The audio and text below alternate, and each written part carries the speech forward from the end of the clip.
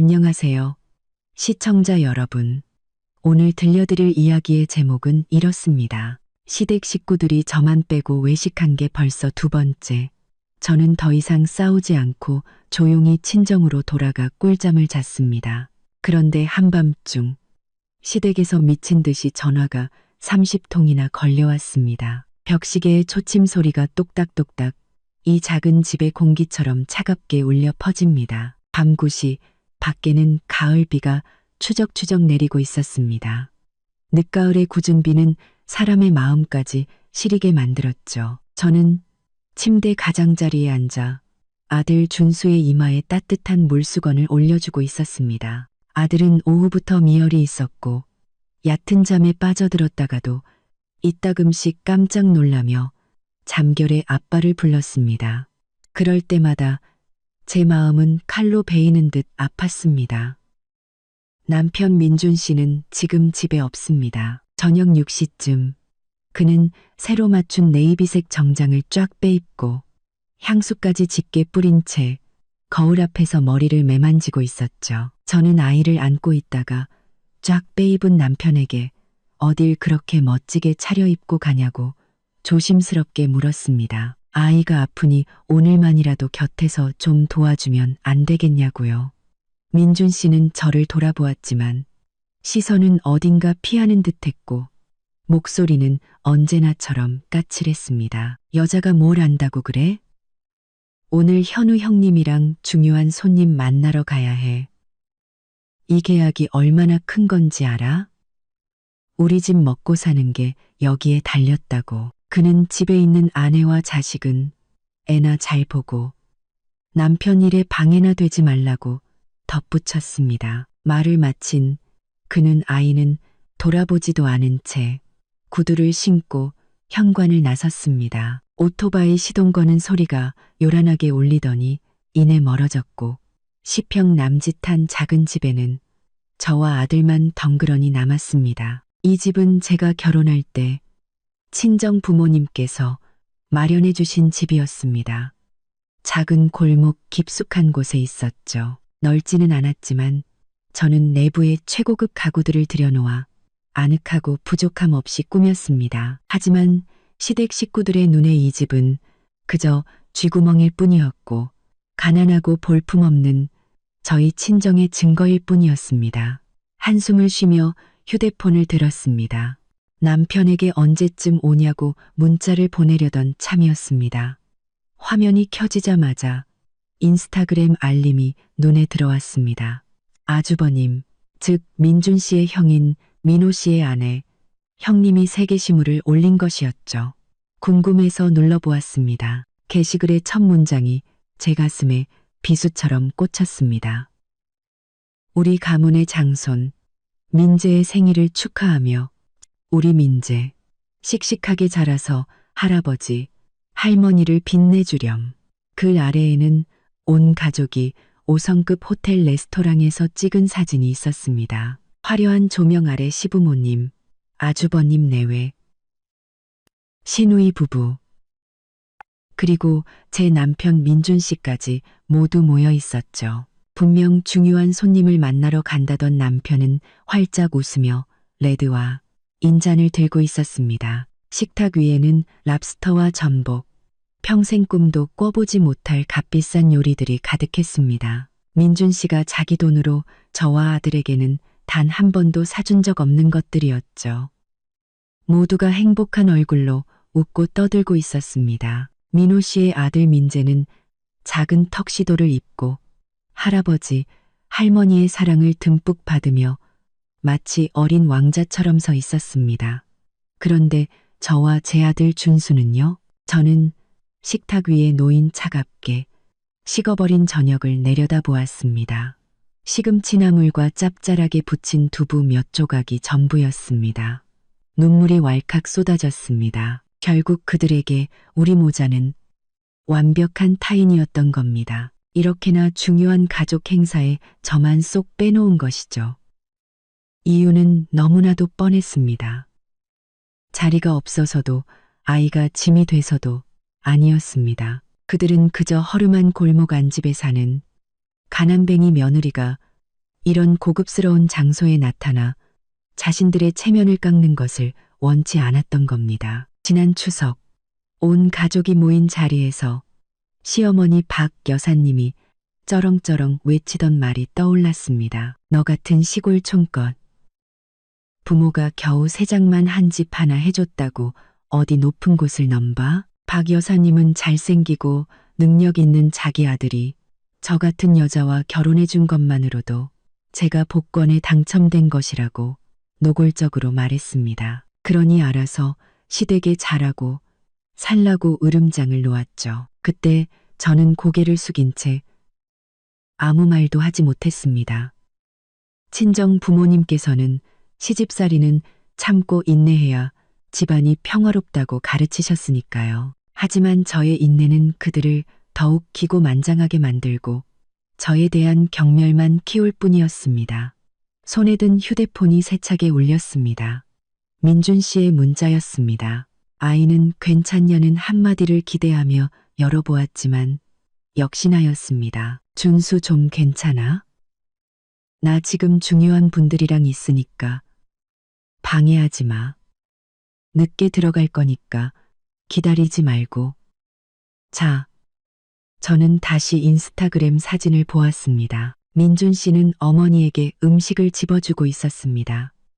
그 아첨하는 듯한 미소는 너무나 낯설었습니다. 결혼 후 3년간 저는 남편에게 단돈 10원 한 장 요구한 적이 없었습니다.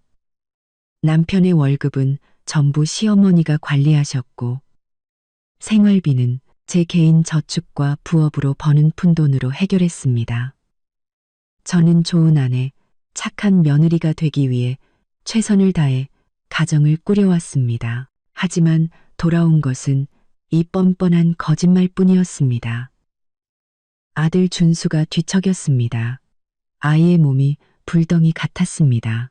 저는 서둘러 해열제를 가져와 아이에게 먹였습니다. 열에 달아 빨개진 아이의 순수한 얼굴을 보니 마음이 찢어질 듯 아프면서도 동시에 전에 없던 분노가 치밀어 올랐습니다. 왜 제 아들은, 그들의 친손자는 여기서 이렇게 고통받아야 하는 걸까요? 그들이 의미 없는 축배를 들며 호의호식하는 동안에요. 왜 제가 이 모욕을 계속 참아야만 하는 걸까요? 지난 3년간 제가 제 진짜 신분을 숨기고 검소하게 살아온 것은 누구를 시험하기 위해서가 아니었습니다. 저는 과거의 민준 씨를 소중히 여겼기 때문입니다. 배고플 때라면 반쪽을 나눠주던 남자.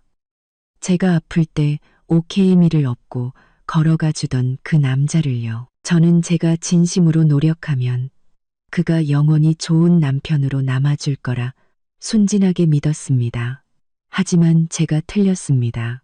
저의 관용과 인내는 이 가족의 탐욕과 배은망덕함만 키웠을 뿐입니다. 저는 자리에서 일어나 창가로 다가갔습니다. 창밖은 온통 하얀 빗줄기로 가득했습니다. 오늘 밤 비는 차가웠지만 제 마음은 이미 오래전에 식어버렸습니다. 창밖 사람의 인내심에도 한계가 있는 법이죠.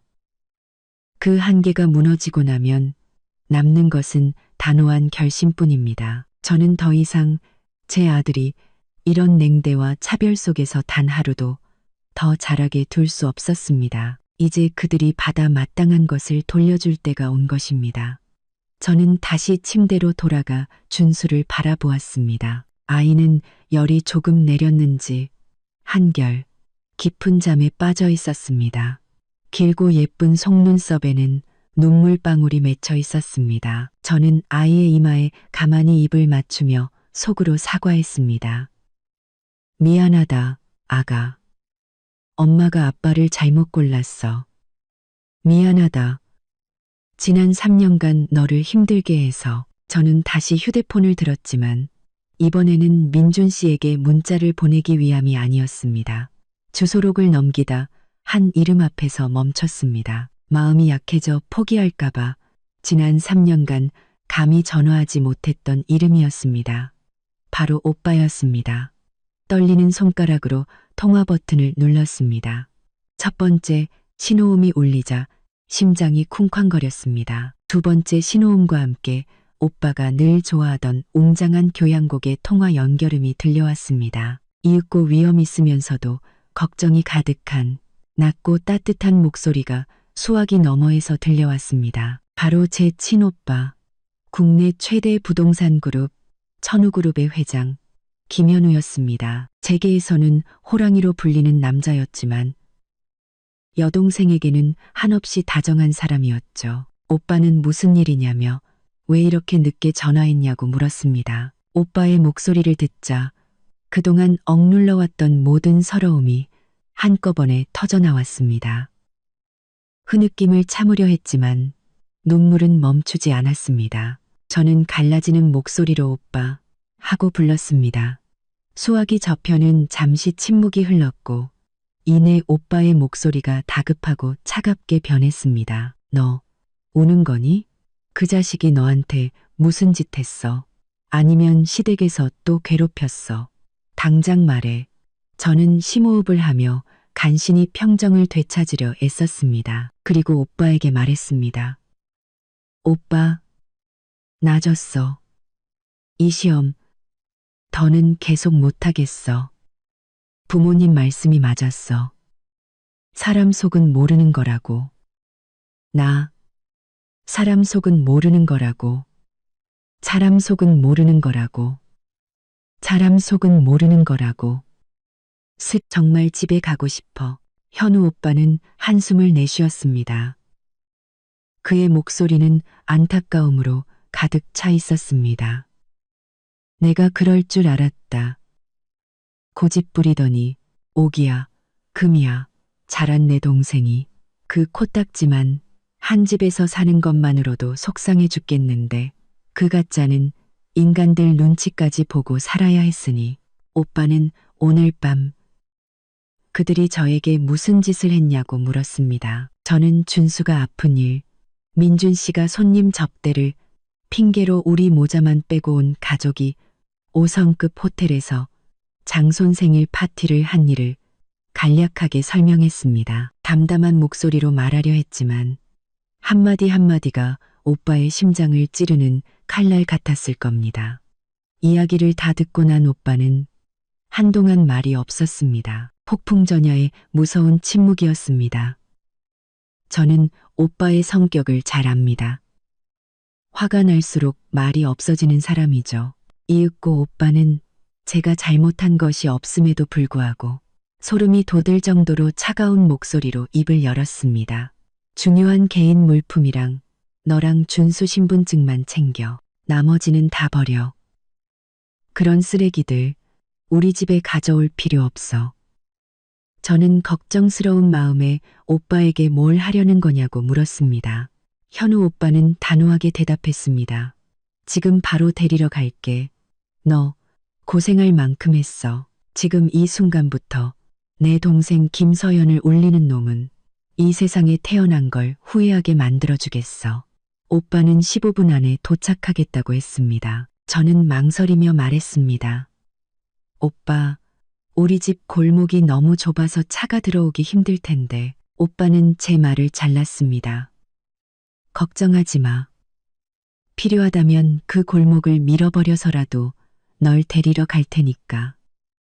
기다려. 또 하는 소리와 함께 전화가 끊겼습니다. 저는 휴대폰을 내려놓았습니다. 온몸에 안도감이 퍼져나갔습니다.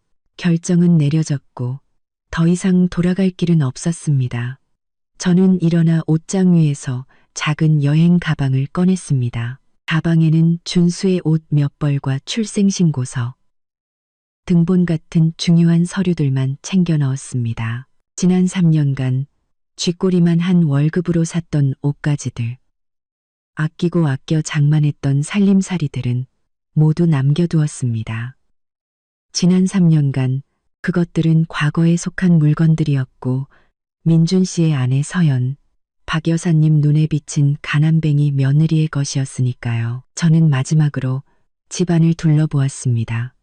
한때 제가 정성껏 가꾸었던 보금자리, 평범한 삶을 꿈꾸었던 곳이었습니다. 하지만 이제 이곳은 제 자유와 자존감을 가두는 비좁은 세 장에 불과했습니다. 화장대 위에서 저는 얇은 14K 결혼 반지를 뺐습니다. 이 반지는 예전에 민준 씨가 금은방 주인과 한 푼 두 푼 흥정하며 비싸다고 투덜대면서 사준 것이었습니다. 저는 그 반지를 집열쇠 꾸러미 옆에 두었습니다. 하나의 끝은 또 다른 해방이었습니다. 저는 준수를 안아 올렸습니다. 아이는 곧 닥쳐올 폭풍에 대해 아무것도 모른 채 천사 같은 얼굴로 잠들어 있었습니다. 아이에게 따뜻한 외투를 입히고 털모자를 조심스럽게 씌웠습니다. 밖에 빗줄기는 잦아들었지만 골목 입구에서부터 다른 소리들이 들려오기 시작했습니다. 차량 엔진의 굉음, 육중한 발걸음 소리, 그리고 이웃들의 웅성거리는 소리, 오빠가 도착한 것입니다. 우리 집으로 들어오는 골목은 본래 아주 조용했습니다. 특히 비바람이 부는 밤에는 더욱 그랬죠. 골목폭은 오토바이 2대가 겨우 비켜갈 수 있을 정도로 좁았고 양옆으로는 낡고 오래된 단층 집들이 다닥다닥 붙어 있었습니다. 이곳 주민들은 대부분 육체노동을 하는 분들이라 내일 일찍 일을 나가기 위해 일찍 잠자리에 들곤 했습니다. 하지만 오늘 밤 그 고요함은 완전히 깨져버렸습니다. 저는 아이를 안고 대문 밖으로 나섰습니다. 고출력 제논 헤드라이트에서 뿜어져 나오는 눈부신 불빛이 정면으로 쏟아져 들어와 눈을 찡그려야 했습니다. 눈앞에 펼쳐진 광경은 마음의 준비를 했음에도 불구하고 압도적이었습니다. 골목 입구의 큰 길을 따라 최고급 세단들이 줄지어 서 있었습니다. 검은색 롤스로이스 팬텀 한 대가 골목 입구를 떡하니 막고 서 있어 골목 주민들은 다른 길로 돌아가야 할 판이었습니다. 현우 오빠는 진흙탕을 아랑곳하지 않고 큰 길에서부터 우리 집 문 앞까지 성큼성큼 걸어 들어왔습니다. 낯선 불빛과 소음에 잠이 깬 이웃들이 하나둘씩 문을 열고 나와 구경하고 있었습니다. 골목 어기 슈퍼 아주머니, 오토바이 택배 기사 아저씨, 분식집 이모님까지 모두가 입을 떡 벌리고 놀란 표정이었습니다. 그들은 작은 소리로 속삭이며 차들을 가리켰습니다. 저렇게 비싼 차가 누구네 차냐며 웅성거렸죠. 어떤 사람은 민준 씨가 사채업자에게 빚이라도 졌나 추측했지만 다른 사람이 곧바로 반박했습니다. 어떤 사채업자가 저런 차를 타고 다녀? 그들은 검은 정장을 입고 무전기를 찬 얼음장처럼 차가운 표정의 경호원들을 보고서야 저 차들이 재벌 회장님의 차라는 것을 알아차렸습니다. 소란스러운 분위기 속에서 롤스로이스의 뒷문이 천천히 열렸습니다. 한 남자가 차에서 내렸습니다. 그는 섬세하게 재단된 회색빛 명품 정장을 입고 있었고 훤칠한 키와 당당한 풍채는 명령에 익숙한 리더의 기품을 뿜어내고 있었습니다. 바로 제 오빠 현우였습니다. 그의 뒤로는 건장한 경호원 2명이 따랐고 그중 한 명은 보슬비가 내리는 날씨에도 불구하고 재빨리 오빠에게 우산을 씌워주었습니다. 현우 오빠는 비좁은 골목을 둘러보며 짙은 눈썹을 살짝 찌푸렸습니다.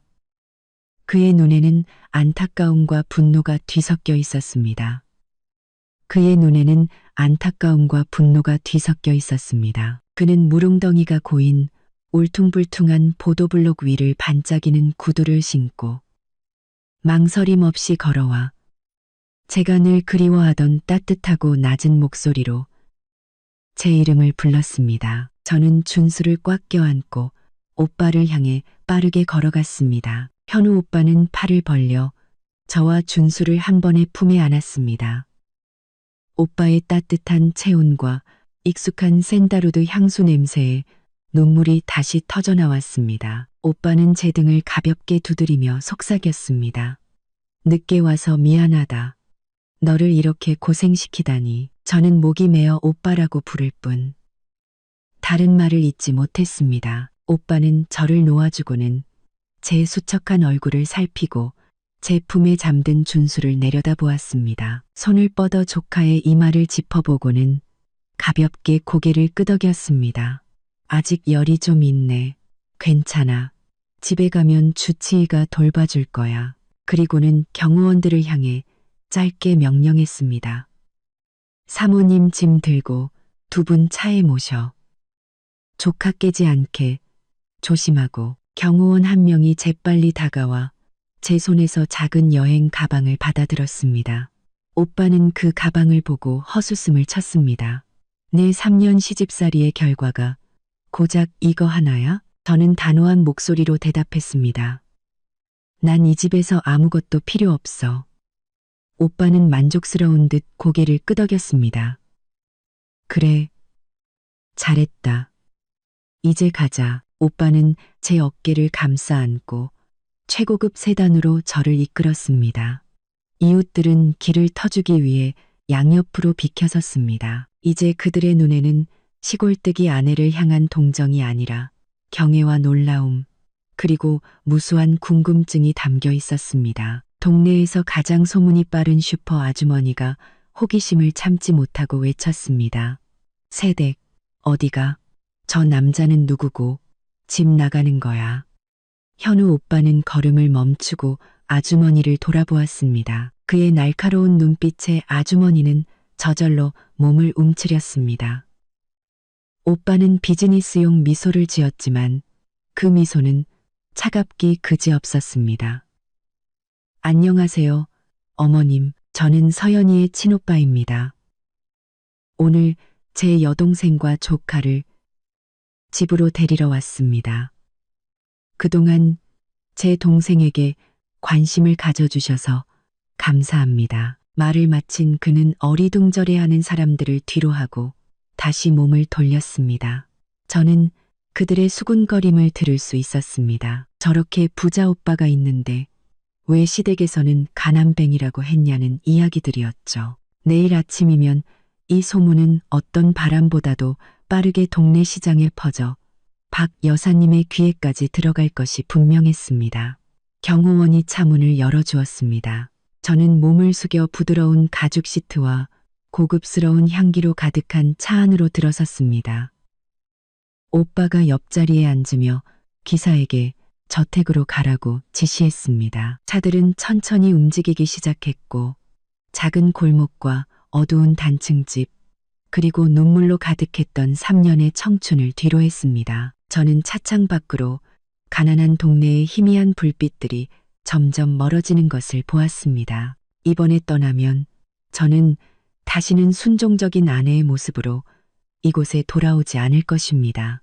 마치 구름 위를 떠다니는 듯 조용한 차 안에서 저는 제가 속한 진짜 세계로 돌아온 듯한 기분이었습니다. 준수는 여전히 제 품에서 곤히 잠들어 있었습니다. 아이의 고른 숨소리만이 지금 제 마음을 달래주는 유일한 소리였습니다. 오빠는 차 안의 미니 냉장고를 열어 시원한 생수 한 병을 꺼내 뚜껑을 따서 제게 건넸습니다. 물 좀 마셔. 얼굴이 너무 상했잖아. 눈밑도 퀭하고. 그 자식이 너한테 아주 못되게 굴었구나. 저는 물병을 받아들고 고개를 저으며 씁쓸하게 웃었습니다. 때리거나 심한 욕을 하진 않았어. 하지만 냉대와 무시, 은근한 비교와 무시하는 말들이 매질보다 더 아팠어. 그들은 제가 복권 당첨된 거라고 생각했으니까요. 오빠는 주먹을 꽉 쥐었고 손등에 힘줄이 돋아났습니다. 멍청한 것들. 눈뜬장님이나 다름없지. 우리 그룹 덕에 겨우 먹고 사는 주제에 감히 천우그룹 회장 동생을 가르치려 들어? 그 복권이라는 게 찢어져 버리면 그때도 그렇게 잘난 척할 수 있을지 어디 한번 보자. 저는 걱정스럽게 오빠를 보며 물었습니다. 오빠, 그 사람들한테 뭘 하려는 거야? 그래도 민준 씨는 준수 아빠인데. 오빠는 저를 돌아보며 엄한 눈빛으로 말했습니다. 걱정하지 마. 조폭처럼 굴진 않을 거야. 난 사업가니까 사업가의 방식으로 처리할 거다. 감히 김씨 집안 사람을 건드린 대가가 어떤 건지 똑똑히 보여줄 거야. 너 마음 약해지지 마. 악인에게 베푸는 자비는 스스로에게 잔인한 짓이야. 저는 조용히 고개를 끄덕였습니다. 오빠 말이 맞았습니다. 저는 3년간 자비를 베풀고 인내했습니다. 하지만 그 결과는 극에 달한 무시뿐이었습니다. 만약 오늘 제가 떠나지 않았다면 저와 제 아들은 평생 그들 삶의 희미한 그림자로 남았을 겁니다. 오빠가 결혼 반지와 집 열쇠는 두고 왔냐고 물었습니다. 응. 거실 탁자 위에 올려뒀어. 이혼 서류는? 그건 너무 급해서 못 썼어. 오빠는 괜찮다는 듯 손을 저었습니다. 내일 우리 회사 변호인단 시켜서 작성하게 할게. 넌 서명만 하면 돼. 모든 법적 절차, 재산 분쟁, 양육권 문제는 변호사들이 알아서 할 거야. 민준 씨가 아내와 아이를 방치했다는 증거, 시댁 식구들이 정신적으로 학대했다는 증거는 이미 수집 중이야. 양육권은 무조건 우리가 가져올 수 있어. 감히 우리 조카를 빼앗을 생각은 꿈도 꾸지 못할 테니. 양육권 이야기를 듣자 마음이 한결 가벼워졌습니다. 그것이 제 가장 큰 걱정이었으니까요. 민준 씨 집안은 저희 집만큼은 아니지만 어느 정도 재산이 있었고 남아 선호 사상이 심해 어떻게든 장손을 지키려 할 것이 뻔했습니다. 하지만 현우 오빠가 뒤에 있으니 저는 이길 수 있을 거라 믿었습니다. 차는 대로를 빠르게 달렸습니다. 밤의 도시는 불빛으로 찬란했습니다. 한운 대로를 빠르게 달렸습니다. 밤의 도시는 저는 하늘을 찌를 듯한 고층 빌딩과 화려한 쇼핑몰들을 바라보았습니다. 그중 상당수는 저희 가족 소유의 건물이었습니다. 저는 한때 그 화려한 삶을 포기하고 민준 씨네 부엌에 틀어박혀 설거지를 하고 청소를 하며 반찬값 문제로 시어머니의 잔소리를 들었습니다. 돌이켜보면 참 어리석었습니다. 사랑이 죄는 아니지만 맹목적인 사랑, 잘못된 사람을 사랑하며 스스로의 가치를 깎아내리는 것은 큰 죄였습니다. 저는 망설이며 물었습니다. 내일 그 가족들은 어떻게 될까? 오빠는 창밖을 보며 차갑게 웃었습니다. 내일은 그들 인생 최악의 날이 될 거다. 하지만 너에게는 찬란한 새 삶이 시작되는 날이 될 거야. 이제 곧 재미있는 연극이 시작될 테니 마음 단단히 먹고 지켜보기나 해. 차는 서울 최고의 부촌인 한남동으로 접어들었습니다. 정교한 문양이 새겨진 거대한 철문이 천천히 열렸습니다. 양옆으로 도열한 경호원들이 정중하게 고개를 숙였습니다. 하얀 자갈이 깔린 길을 따라 들어가자 웅장하고 화려한 대저택이 눈앞에 나타났습니다. 이곳이 바로 제 집이었습니다. 제가 태어나고 자란 곳, 언제나 공주처럼 사랑받았던 곳. 저는 깊게 숨을 들이마셨습니다. 정원에서 풍겨오는 짙은 장미 향기와 맑은 공기를 느꼈습니다. 제가 돌아온 것입니다. 과거의 서연, 강하고 당당했던 아가씨가 돌아왔습니다. 남루하고 순종적이었던 아내 서연은 오늘 밤비와 함께 죽었습니다. 롤스로이스가 대리석이 깔린 넓은 현관 앞에 멈춰섰습니다. 집사 아저씨가 걱정스러운 얼굴로 이미 나와 기다리고 있었습니다. 제가 차에서 내리는 것을 보자마자 그는 눈시울을 붉히며 달려왔습니다. 아가씨, 돌아오셨군요. 세상에 이렇게 마르시다니. 저는 웃으며 집사 아저씨에게 인사했습니다. 그는 어릴 적부터 저를 돌봐주셨고 저를 친자식처럼 아껴주셨습니다. 거대한 참나무 문 안쪽에서 부모님께서 뛰어오듯 빠르게 걸어 나오셨습니다. 늘 우아하고 기품 있던 제 어머니는 저를 보자마자 참았던 울음을 터뜨리셨습니다. 어머니는 회장 사모님의 체면도 잊은 채 달려와 저와 준수를 끌어안았습니다. 서연아, 왜 이렇게 고생을 했어? 내가 잘못했다. 내가 죄인이야. 아버지, 제게의 강철 같은 그분도 눈가가 붉어져 있었습니다. 아버지는 제 옆에 서서 어깨를 두드리며 떨리는 목소리로 말씀하셨습니다. 돌아왔으면 됐다. 이제 아빠 엄마 곁에 있으면 아무도 널 괴롭히지 못할 거야. 저는 준수를 집사 아저씨에게 안겨드리고 어머니를 꼭 껴안았습니다. 다시 눈물이 흘렀지만 이번에는 행복과 위로의 눈물이었습니다. 저는 흐느끼며 어머니에게 말했습니다. 엄마, 집이 그리웠어. 어머니는 제 머리를 쓰다듬으며 제가 입고 있는 낡고 소박한 옷을 안타깝게 바라보셨습니다. 꼴이 이게 뭐니? 얼굴은 왜 이렇게 상했고? 지난 3년간 도대체 어떻게 산 거야? 내가 말했지. 시험도 좋지만 너무 힘들면 당장 돌아오라고. 왜 혼자 끙끙 앓고 있었어? 저는 작은 목소리로 대답했습니다. 죄송해요. 사랑으로 그들을 변화시킬 수 있을 거라 생각했어요. 준수에게 온전한 가정을 만들어주고 싶었어요. 아버지는 눈가가 붉어진 채 한숨을 쉬셨습니다. 그날 우리가 반대하지 않은 건 네 선택을 존중해서였다. 네가 선택한 사랑과 함께 살게 해주고 싶었지. 하지만 우리의 침묵이 내 딸과 외손자를 이렇게 고통스럽게 만들 줄은 몰랐다. 현우한테 다 들었다. 그놈들 절대로 용서하지 않을 거다. 우리는 함께 거실로 들어갔습니다. 크리스털 샹들리에의 불빛이 가득한 넓은 거실.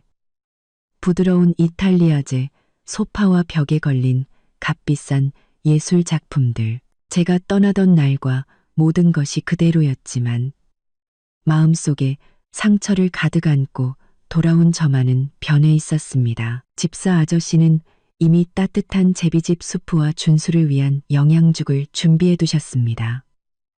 잠에서 깬 준수는 궁전처럼 화려하고 낯선 집을 어리둥절하게 둘러보았습니다. 집사 아저씨는 이미 따뜻한 제비집 수프와 준수를 위한 아이는 눈을 비비며 낯선 외할아버지와 외할머니를 바라보았습니다. 저는 아이를 달래며 말했습니다. 준수야, 외할아버지, 외할머니께 인사드려야지. 준수는 어눌한 발음으로 하부지, 한미라고 불렀습니다. 어머니는 달려와 손자를 끌어안고 얼굴 곳곳에 입을 맞췄습니다. 아이고, 내 강아지. 어쩜 이렇게 엄마를 쏙 빼닮았을까. 가엾은 것, 아픈데 제대로 된 병원도 못 가고. 어머니는 집사 아저씨에게 당장 주치의를 불러 작은 도련님을 진찰하게 하라고 지시했습니다. 온 가족이 함께하는 따뜻한 분위기 속에서 저는 이상할 정도로 평온함을 느꼈습니다. 더 이상 시어머니의 잔소리도 남편의 무관심도 생활비 걱정도 없었습니다. 오빠는 제 맞은편에 앉아 와인을 마시며 의미심장한 눈빛으로 저를 바라보았습니다. 오늘은 푹 쉬어, 푹 자고 일어나. 내일 아침 아주 특별한 뉴스 속보를 보게 될 거야. 어설픈 지식인 가족의 몰락에 대한 뉴스지. 저는 오빠를 그리고 부모님을 바라보았습니다. 모두 동의의 뜻으로 고개를 끄덕였습니다. 복수의 톱니바퀴가 움직이기 시작했음을 알 수 있었습니다. 저는 손 하나 까딱할 필요 없이 그저 앉아서 그들이 배신에 대한 대가를 치르는 것을 지켜보기만 하면 되는 것이었습니다. 한편 도시의 반대편에서는 민준 씨 가족이 파티를 마치고 있을 테죠. 그들은 자신들 인생 최대의 폭풍이 이미 문 앞까지 닥쳐왔다는 사실도 모른 채 허황된 기쁨에 취해 있었습니다. 밤 11시 7인승 택시가 우리 집 앞에 멈춰 섰습니다. 차 문이 열리자 짙은 술 냄새와 함께 시끄러운 웃음소리가 골목의 정적을 깼습니다. 민준 씨가 술에 취해 붉어진 얼굴로 가장 먼저 내렸습니다. 그는 비틀거리며 어머니를 부축해 차에서 내리게 했습니다. 박 여사님은 오늘 벨벳 소재의 와인색 원피스를 입고 엄지손가락만 한 가짜. 진주 목걸이를 걸친 채 만족스러운 표정이었습니다. 뒤이어 아주버님 민호 씨 내외와 아들 민재, 그리고 시누이까지 온 가족이 거나하게 취해 있었습니다. 박 여사님은 배를 두드리며 걸으면서 말했습니다. 이야, 역시 5성급 호텔 음식은 다르네. 달라. 그 전복 스테이크는 입에서 살살 녹더라. 민호야, 다음에 또 한 번 데려가죠. 민호 씨는 이쑤시개로 이를 쑤시며 연신 고개를 끄덕였습니다. 그럼요, 어머니, 별거 아닙니다. 곧 천우그룹 하청 계약만 따내면 돈 쓸 걱정 없어요. 그때는 한 달 내내 모시고 갈 수도 있습니다. 그 말을 들은 민준 씨도 형에게 아첨하며 끼어들었습니다. 형님, 저도 꼭 좀 데리고 다니면서 가르쳐 주세요. 요즘 제 회사가 영 재미가 없어서요. 가족들은 시끄럽게 웃고 떠들며 집 안으로 들어섰습니다. 민준 씨는 주머니를 뒤져 열쇠를 찾았지만 아무리 찾아도 보이지 않았습니다. 그는 욕을 중얼거리더니 문을 쾅쾅 두드리며 저를 불렀습니다. 서연아, 빨리 문 안 열어? 아주 죽은 듯이 자네. 대답은 없었고 집은 여전히 어둠 속에 잠겨 있었습니다. 박 여사님은 얼굴을 찌푸리며 불쾌한 기색을 드러냈습니다. 저 버릇없는 것, 남편이 늦게 들어오는데 문도 안 열어주고 불까지 끄고자? 내가 들어가서 아주 따끔하게 버릇을 고쳐놔야지.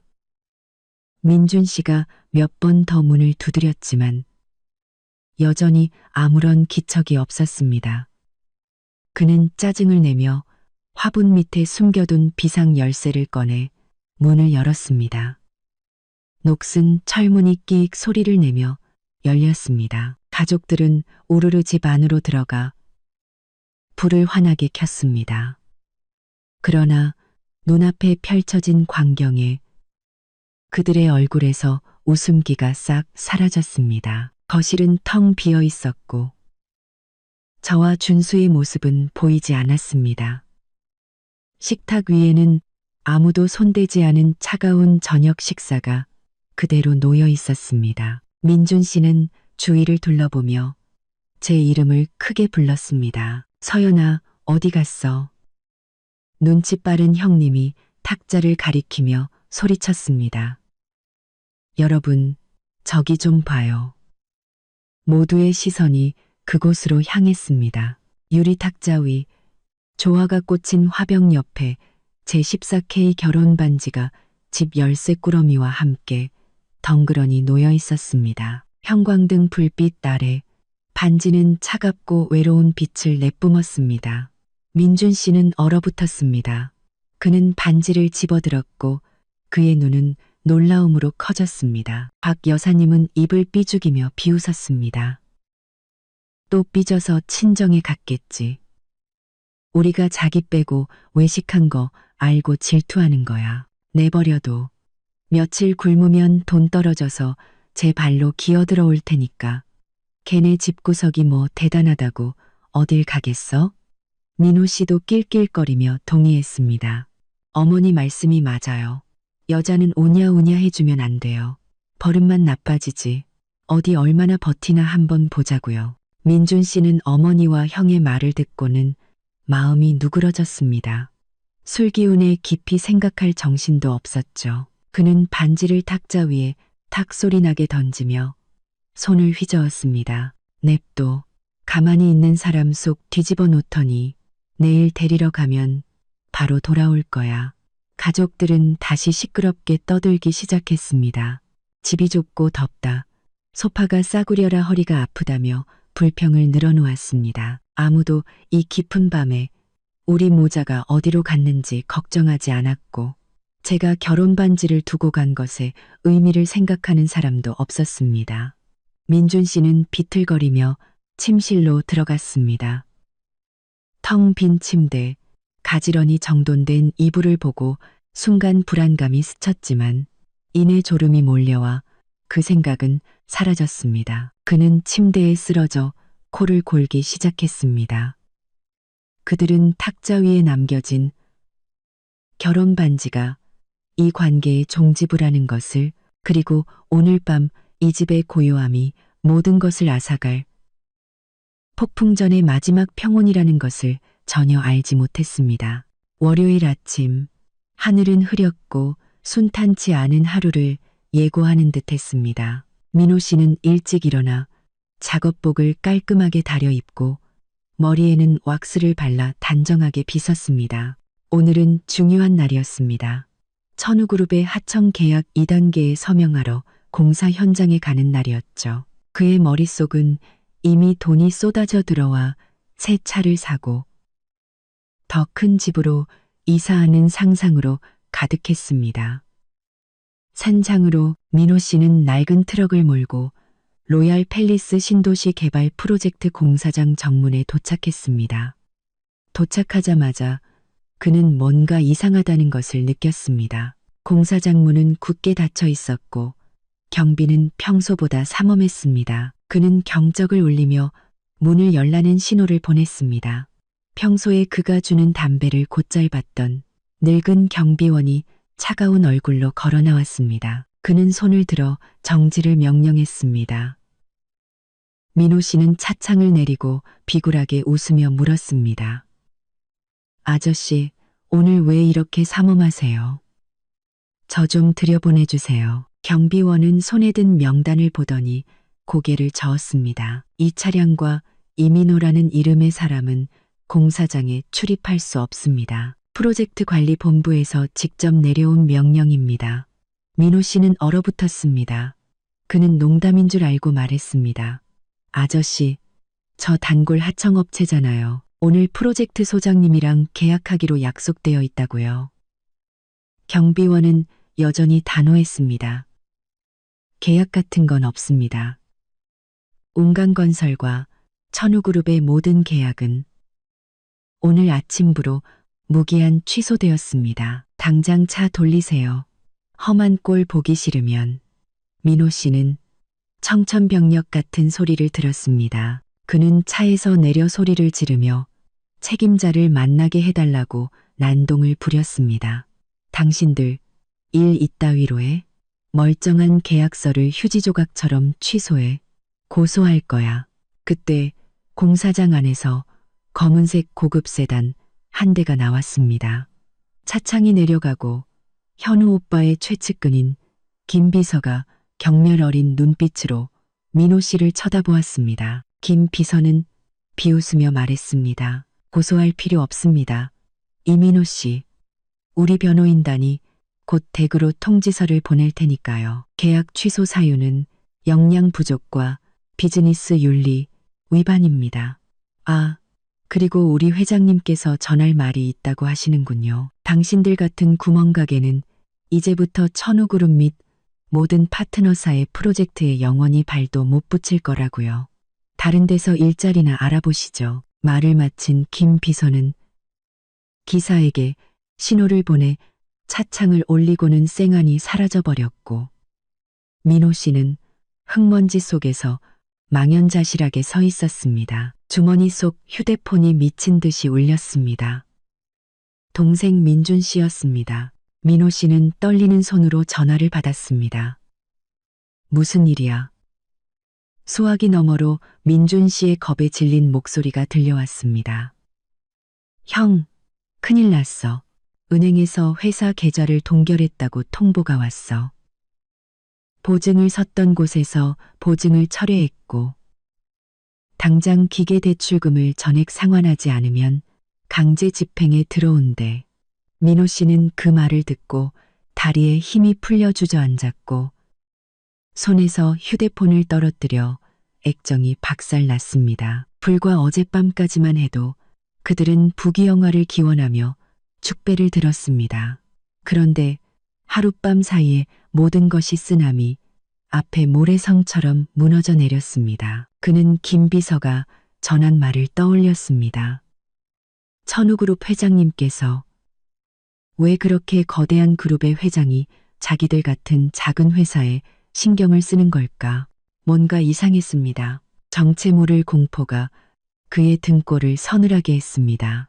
같은 시각 박 여사님의 철물점. 박 여사님은 부채를 붙이며 장부를 계산하고 있었습니다. 이 가게는 그녀의 주 수입원이었고 이웃 아주머니들과 모여 철을 씹는 장소이기도 했습니다. 이 가게터는 3년 전 지인의 소개로 아주 저렴하게 임대한 것이었습니다. 그녀는 자신이 입담이 좋아 횡재했다고 늘 자랑스러워했죠. 검은색 세단 한 대가 가게 앞에 멈춰섰습니다. 말끔한 정장 차림의 남자 2명이 서류 가방을 들고 내렸습니다. 박 여사님은 큰 손님인 줄 알고 버선발로 뛰어나가 반갑게 맞이했습니다. 어유, 뭘 찾으세요? 시멘트, 벽돌. 우리 가게에 다 있어요. 이 동네에서 제일 싸게 드립니다. 남자 중 한 명이 안경을 고쳤으며 서류 뭉치를 꺼내 책상 위에 올려놓았습니다. 저는 이 상가 건물의 소유주를 대리하는 변호사입니다. 오늘부로 임대차 계약을 조기 해지하고 상가를 회수하기 위해 왔습니다. 박 여사님은 그 말을 듣고 길길이 날뛰었습니다. 아니, 무슨 소리야. 계약 기간이 5년인데 이제 겨우 3년 됐어. 나가라니. 어딜 나가. 장사 잘하고 있는데 못 나가. 변호사는 침착하게 계약서를 펼쳐 마지막 장에 아주 작은 조항을 가리켰습니다. 계약서에 명시되어 있습니다. 임차인이 소유주 또는 소유주 가족의 명예와 신용을 훼손하는 행위를 할 경우 임대인은 언제든 일방적으로 계약을 해지할 수 있다. 그리고 당신은 이 조항을 심각하게 위반했습니다. 박 여사님은 눈을 동그랗게 떴습니다. 내가 뭘 어쨌다고 명예를 훼손해? 난 그저 성실하게 장사했을 뿐이야. 사람한테 누명 씌우지 마. 집주인이 누군데? 당장 나와서 나랑 얘기하라고 해. 내가 김씨 집안 사람이랑 사돈이야. 함부로 굴지 마. 변호사는 비웃으며 날카로운 눈빛으로 박 여사님을 쏘아보았습니다. 그는 또박또박 말했습니다. 방금 말씀하신 그 김씨 집안에서 회수 명령을 내렸습니다. 이 땅의 소유주는 서현 자산운용으로 천우그룹의 자회사입니다. 그리고 서현 자산운용의 대표는 바로 당신의 전 며느리인 김서연 씨입니다. 김서연이라는 이름이 박 여사님의 귓가에 천둥처럼 울렸습니다. 그녀는 입을 떡 벌렸고 손에 들고 있던 부채를 땅에 떨어뜨렸습니다. 그녀는 더듬거리며 되물었습니다. 서연이? 그 시골뜨기 서연이가? 걔가 어떻게 땅이 있어서 나한테 세를 줘? 사람 잘못 본 거 아니에요? 변호사는 더 이상 실랑이 하지 않았습니다. 그는 마지막 통지서를 내밀었습니다. 계약은 어제부로 만료되었으며 재계약 의사가 없음을 통보합니다. 3일의 시간을 드릴 테니 모든 짐을 빼십시오. 또한 명예훼손 조항 위반으로 보증금 6개월치는 손해배상금으로 몰수됩니다. 말을 마친 그들은 뒤돌아 가버렸고 박 여사님은 건축 자재 더미 속에서 망연자실하게 서 있었습니다. 그녀는 다리에 힘이 풀려 의자에 주저앉았습니다. 서연이, 내 며느리가 집주인이라고? 흩어져 있던 조각들이 머릿속에서 마구 뒤섞였습니다. 그녀는 서연이를 구박하고 서연이가 사는 집을 무시했던 순간들을 떠올렸습니다. 결국 그녀는 지금까지 서연이의 땅 위에서 서연이의 재산으로 돈을 벌면서 서연이를 가난하다고 욕했던 것이었습니다. 박 여사님은 가슴을 부여잡고 숨을 헐떡였습니다. 뒤늦은 후회와 극심한 공포가 그녀의 마음을 잠식하기 시작했습니다. 그녀는 서둘러 떨리는 손으로 민준 씨에게 전화를 걸었습니다. 민준 씨는 막 들이닥친 빗독촉 서류 더미 속에서 머리를 감싸쥐고 있었습니다. 어머니의 전화벨 소리에 그는 깜짝 놀랐습니다. 전화를 받자마자 박 여사님의 처절한 울음소리가 들려왔습니다. 민준아, 엄마 죽는다. 가게 뺏기게 생겼어. 이 땅이 그 서연이 거란다. 아들아, 내 마누라가 가난뱅이라며 민준 씨는 이해할 수 없다는 듯 인상을 찌푸렸습니다. 엄마, 무슨 소리야. 서연이 땅이라니 걔가 무슨 땅이 있어. 박 여사님은 흐느끼며 변호사가 한 말을 전했습니다. 민준 씨는 그 말을 듣는 내내 식은땀을 흘렸습니다. 그는 서둘러 전화를 끊고 단서를 찾기 위해 골목 안작은 집으로 미친 듯이 차를 몰았습니다. 골목 입구에 도착하자 동네 아주머니들이 모여 휴대폰을 보며 수군거리고 있었습니다. 민준 씨를 보자 그들은 입을 다물고 동정과 조소가 섞인 눈빛으로 그를 쳐다보았습니다. 슈퍼 아주머니가 민준 씨를 손짓해 불렀습니다. 총각, 왔어? 어젯밤에 어디 갔었길래 마누라랑 자식이 집을 나가게 둬? 쯧쯧. 근데 자네 마누라 보통이 아니더만. 오빠라는 사람이 어마어마한 차를 끌고 와서 데려가는데 경호원들이 골목에 쫙 깔려서 무서워 죽는 줄 알았네. 민준 씨는 멍하니 물었습니다. 무슨 차요? 누가 데리러 왔다고요? 옆에 있던 아주머니가 민준 씨 앞에 휴대폰을 내밀었습니다.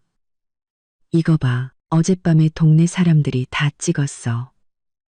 흔들리는 흐릿한 영상 속에서 민준 씨는 어젯밤의 광경을 똑똑히 보았습니다. 골목 입구를 막아선 검은색 롤스로이스 팬텀, 그리고 차에서 내려 서연이를 끌어안는 훤칠하고 품격 있는 남자. 민준 씨는 휴대폰을 빼앗아 들고 화면에 눈을 바짝 갖다 댔습니다.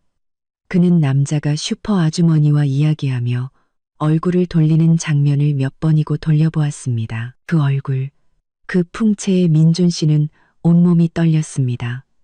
기억을 더듬을 필요도 없었습니다. 이 남자의 사진은 그가 동기부여를 위해 사무실에 고이 모셔두고 있던 사진이었으니까요. 건설업계의 우상, 수백 개 하청업체의 목숨줄을 쥐고 있는 남자, 이 지역 최고의 부자, 천우그룹의 김현우 회장이었습니다.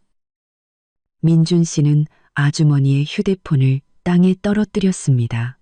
그는 넋나간 사람처럼 중얼거렸습니다. 말도 안 돼.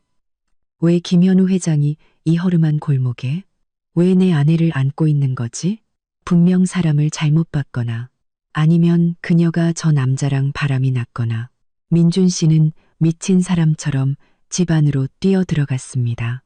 그는 작은 거실을 둘러보았습니다. 소파를 뒤집어 상표를 확인했습니다. Made in Italy. 소파 밑에 작게 새겨진 글자가 그의 눈에 들어왔습니다. 지금까지 그는 서연이가 중고가구나, 시장에서 파는 싸구려 물건을 산다고 생각했습니다. 단 한 번도 자세히 들여다볼 생각을 하지 않았죠. 그는 부엌으로 달려가 냄비 세트를 들어보았습니다. 모두 값비싼 독일제 수입품이었습니다. 냉장고, 세탁기, 모든 것이 그가 꿈에 그리던 최고급 브랜드 제품이었습니다. 민준 씨는 차가운 바닥에 주저앉았습니다. 결국 그는 지금까지 명품 속에서 살면서도 그것을 누더기라고 생각했던 것이었습니다. 이 집은 작았지만 그 안에 있는 것들은 그의 가족이 자랑하던 모든 재산을 합친 것보다 더 가치가 있었습니다. 서연이는 가난하지 않았습니다. 그녀는 진짜 금수저 아가씨였습니다. 그리고 어리석은 남편인 그는 자신의 편협한 시각으로 거대한 재산을 손에 쥔 아내를 모욕했던 것입니다. 민준 씨는 머리를 쥐어뜯었습니다. 후회와 굴욕감이 목구멍까지 차올랐습니다. 그는 모든 것을 잃었습니다. 극심한 공황 상태에 빠진 민준 씨는 떨리는 손으로 휴대폰을 꺼내 서연이에게 전화를 걸었습니다. 설명해야 했다. 사과해야 했다. 어떻게든 이 상황을 되돌려야 했다. 서연이가 정말 김현우 회장의 동생이라면 그녀의 말 한마디면 가족의 모든 빚이 사라지고 회사는 다시 살아날 수 있을 것이다. 전화벨이 길게 울렸다. 조롱하는 듯한 소리였다. 민준 씨는 중얼거렸다. 제발 전화 좀 받아줘, 서연아. 제발. 10번의 신호음 끝에 마침내 누군가 전화를 받았다. 하지만 서연이의 다정한 목소리가 아니었다. 낯설고 차갑고 전문가다운 여성의 목소리가 들려왔다. 누구시죠? 민준 씨는 다급하게 말했다. 저 민준입니다.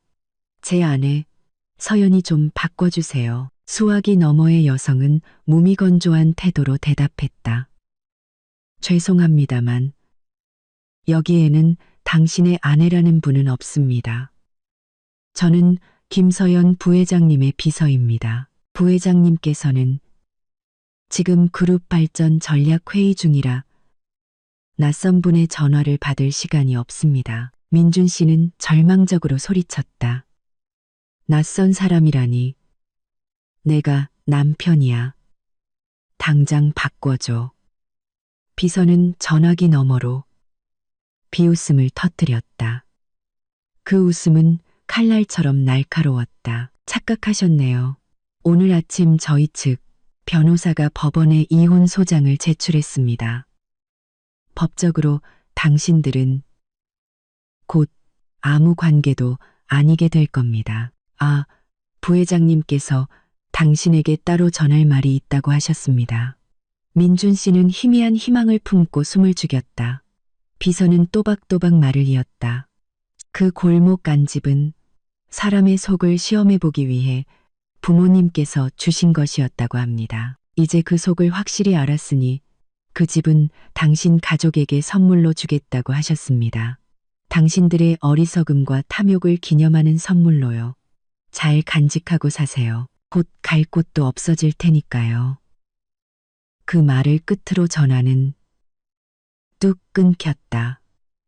민준 씨는 수화기 너머에 무정한 신호음을 들으며 하늘이 무너지는 듯한 기분을 느꼈. 그는 힘없이 팔을 늘어뜨렸다. 부회장, 집을 선물로 주겠다. 갈 곳도 없어질 것. 그 말들은 그의 머리를 내리치는 망치 같았다. 바로 그때 민호 씨와 박 여사님도 허겁지겁 집으로 뛰어들어왔다. 두 사람 모두 핏기 없는 얼굴이었다. 민호 씨는 더듬거리며 말했다. 민준아, 세무서에서 창고를 봉인해버렸어. 우리가 탈세했다면서 벌금이 엄청나대. 박 여사님은 통곡하며 쓰러졌다. 다 끝났다. 아들아, 가게에서 쫓겨났어. 내 물건들을 전부 길바닥에 내던져버렸다고. 민준 씨는 어머니와 형, 그리고 거울에 비친 자신의 모습을 보았다. 실패하고 나약하고 눈이 먼 남자. 그는 웃음을 터뜨렸다. 미친 사람처럼 일그러진 웃음이었다. 그는 운명의 장난에 그리고 사람을 무시한 대가가 너무나도 비싸다는 사실에 웃었다. 온 가족은 서연이의 사치품으로 가득 찬 작은 집에서 서로를 부둥켜 안고 완전한 몰락의 맛을 보기 시작했다. 하지만 이것은 시작에 불과했다. 회장 오빠의 분노는 아직 끝나지 않았다. 그 작은 단층 집은 무겁고 암울한 공기로 그 어느 때보다 비좁게 느껴졌다. 박 여사님은 소파에 주저앉아 귀신이라도 본 듯 창백한 얼굴을 하고 있었다. 손이 떨려 물컵조차 제대로 들지 못했. 박 여사님은 더듬거리며 물었다. 민준아, 확실해. 그 서연이가 정말 재벌집 딸이라고? 혹시 우리를 속이려고 사람을 고용한 건 아니고? 민준 씨는 씁쓸하게 웃으며 롤스로이스 영상이 담긴 휴대폰을 탁자 위로 던졌다. 어머니, 직접 보세요. 저 롤스로이스, 저 번호판, 저렇게 줄지어선 경호원들을 누가 고용할 수 있겠어요. 저 남자는 천우그룹 김현우 회장, 이 나라 최고의 부자예요. 제가 똑똑히 봤어요. 틀림없어요. 민호 씨는 벽에 기댄 채 식은땀을 줄줄 흘렸다. 그는 머리를 쥐어뜯으며 공포에 질린 목소리로 말했다. 어쩐지 우리 회사가 그렇게 빨리 계약이 끊기고 계좌가 동결될 리가 없지. 천우그룹의 힘이라면 하룻밤 사이에 이런 일을 벌이는 건 식은 죽 먹기야. 어머니, 우리 죽었어요. 왕족을 건드린 거라고요. 박 여사님은 그 말을 듣고 눈이 뒤집혔다. 그녀는 가슴을 부여잡고 숨을 헐떡였다. 세상에, 내가 무슨 짓을 한 거야. 재벌 회장 딸한테 총것이라고 욕하고 밥하고 빨래하라고 부려먹고 이 집을 세장이라고 비웃었어. 봉황이 닭 행세를 하고 있었는데 우물 안개구리였던 건 바로 나였구나. 그 말을 끝으로 그녀는 의자 위로 쓰러져 기절했다. 온 가족이 허둥지둥 달려들어 응급처치를 하고 인중을 누르고 나서야 그녀는 겨우 정신을 차렸다. 눈을 뜨자마자 박 여사님은 통곡하기 시작했다. 그녀는 겨우 정신을 차렸다. 그녀는 민준 씨의 등을 마구 때리며 그를 탓했다. 네가 남편이면서 마누라 뒷조사하나 제대로 안 해봐? 너 때문에 우리 집이 꼴이 된 거야. 이제 그 집은 재벌이고 우리 같은 개미 한 마리 밟아 죽이는 건 일도 아니라고. 민준 씨는 묵묵히 매를 맞으며 아무 말도 하지 못했다. 그는 서연이가 정직하게 사업하고 편법을 쓰지 말고 남에게 기대지 말라고 조언했던 순간들을 떠올렸다. 그때 그는 여자가 뭘 아냐며 비웃었었다. 이제와 생각하니 서연이가 했던 말 한마디 한마디는 명문가에서 제대로 교육받은 사람의 금쪽 같은 조언이었다. 형님은 옆에 서서 핏기 없는 얼굴을 하고 있었다. 그녀는 시어머니를 따라 서연이의 험담을 하고 옷차림이 촌스럽다고 비웃었던 순간들을 떠올렸다. 회사가 파산하고 남편이 실직하고 빚더미에 앉을 것을 생각하니 두려움에 몸이 떨렸다. 민준 씨의 휴대폰이 다시 울렸다. 이번에는 은행에서 온 문자였다. 회사 대출금 상환을 위해 그의 개인 계좌가 동결되었다는 통보였다. 민준 씨는 힘없이 팔을 늘어뜨렸다. 그는 공황 상태에 빠진 가족들을 보며 마음이 찢어지는 듯했다. 서연이의 신분에 대한 진실은 기쁜 소식이 아니라 그들 가족의 미래에 내려진 사형 선고였다. 다음 날 아침 민준 씨와 민호 씨는 남은 옷 중에 가장 좋은 옷을 차려입고 낡은 오토바이를 타고 천우그룹 본사로 향했다. 트럭은 어제 오후 은행에 의해 압류되었다. 도시 중심부의 우뚝 솟은 천우타워는 하늘을 찌를 듯 높았고 반사 유리로 덮인 외벽은 햇빛 아래 반짝였다. 이곳은 김씨 가문의 부와 권력의 상징이었다. 민준 씨는 타워 꼭대기를 올려다보며 자신이 한낱 모래알처럼 느껴졌다. 두 형제는 조심스럽게 넓고 반짝이는 대리석 로비로 들어섰다. 안내 데스크에 도착하자마자 그들은 제지당했다. 아름답지만 날카로운 눈빛의 안내원이 초라한 두 남자를 쳐다보았다. 예약하셨습니까? 민준 씨는 우물쭈물하며 말했다. 저는 김서연 부회장님의 남편입니다. 그리만 우물쭈물하며 다 썼다. 닫다. 아름답지만 그리서 카로운 눈빛의 안내원이 초라한 두 남자. 급한 집안일로 만나 뵈러 왔습니다. 연락 좀 부탁드립니다. 안내원은 부회장 남편이라는 말에 잠시 흠칫했지만 컴퓨터로 확인한 후 차갑게 고개를 저었다. 죄송합니다만 오늘 부회장님께서는 이민준이라는 분과 약속이 없습니다. 그리고 회장님 비서실에서 내려온 지시사항으로 이민준, 이민호 두 분은 이 건물에 절대 출입할 수 없습니다. 돌아가 주십시오. 민호 씨가 참지 못하고 끼어들었다. 아가씨, 제발요. 저희가 사과하러 왔다고 전화 한 통만 해주세요. 저희가 잘못했습니다. 제발 한 번만 만나게 해주세요. 안내원은 단호하게 고개를 젓고는 경비원에게 신호를 보냈다.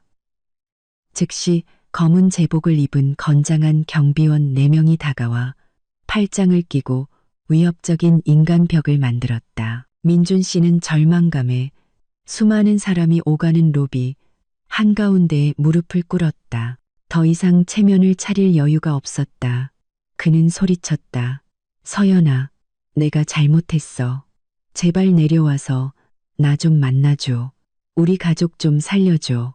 민호 씨도 동생이 무릎 꿇는 것을 보고 황급히 따라 무릎을 꿇었다. 한 집안의 가장이었던 두 남자는 이제 수백 명의 직원과 고객들 앞에서 비참하게 구경거리가 되어 있었다. 바로 그때 임원 전용 엘리베이터 문이 열렸다. 한 무리의 사람들이 걸어 나왔고 선두에는 위험 있는 풍채의 현우 오빠가 있었다. 그의 옆에는 세련된 흰색 정장을 입은 서연이가 서 있었다. 그녀는 더 이상 집 안의 초라한 아내가 아닌 날카롭고 권위 있는 아름다움을 뿜어내고 있었다. 민준 씨는 아내를 보자 물에 빠진 사람이 지푸라기라도 잡는 심정이었다. 그는 달려가려 했지만 경비원에게 붙잡혔다. 서연아, 여보, 나야.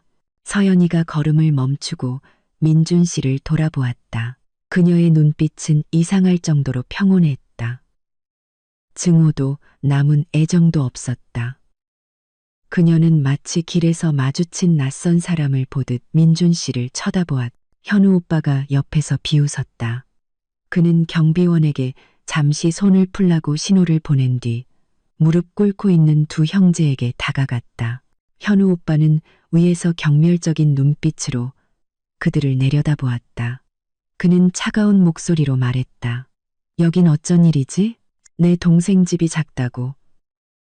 내 동생이 가난하다고 비웃던 자들이 아니었나? 왜 이제 와서 여기서 무릎 꿇고 천하의 구경거리가 되고 있는 거지? 아니었나? 민호 씨는 땅에 머리를 찌으며 애원했다. 회장님, 저희가 눈뜬장님이었습니다. 저희가 어리석어하늘 무서운 줄 몰랐습니다. 제발 지난 세월의 부부의 정을 생각해서 저희에게 살길 한 번만 열어주십시오. 회사는 저희 평생의 피와 땀입니다. 제발 무너뜨리지 말아주십시오. 그때 서연이가 입을 열었다. 그녀의 목소리는 부드러웠지만 강철처럼 단단했다. 당신들의 피와 땀은 다른 사람의 선량함을 속이고 착취해서 쌓아 올린 것이겠죠. 당신들은 내 집이 작다고 비웃었지만 당신들의 인격은 그보다 100배는 더 작고 비좁아요. 이제 일어나서 돌아가세요. 우리 회사 로비 더럽히지 말고 솔직히 말해서 당신들 회사는 이 건물 한 달치 청소비도 안 돼요. 말을 마친 서연이는 뒤도 돌아보지 않고 그대로 걸어갔다. 현우 오빠는 경비원들에게 저들을 끌어내라고 명령했다. 두 형제는 회전문을 통해 질질 끌려 나와 뜨거운 햇볕이 내리쬐는 계단 아래로 내동댕이 쳐졌다. 민준 씨는 유리문 너머로 사라지는 아내의 뒷모습을 보며 부유한 삶으로 돌아갈 수 있는 문이 영원히 닫혔음을 깨달았다. 그룹 로비에서의 소동 이후 민준 씨 가족의 상황은 더욱 비참해졌다. 현우 오빠의 경고는 빈말이 아니었다. 그날 오후 지역건설 및 부동산 협회는 모든 회원사에 운강건설을 심각한 직업윤리 위반으로 블랙리스트에 올린다는 공문을 일제히 발송했다. 이는 크고 작은 어떤 발주처도 그들과 계약하지 않겠다는 의미였다.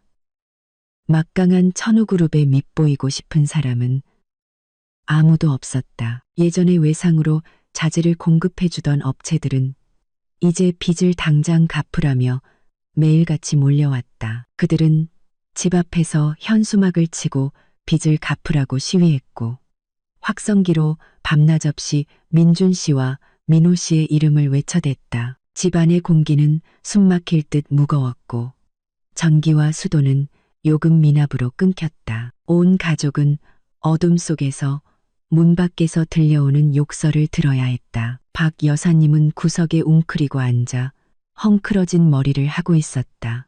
내 팔자야, 왜 이리 기구한고. 여왕처럼 살다가 이제 쥐새끼처럼 숨어 지내야 하다니. 다 그 서연이 때문이야. 독한 것.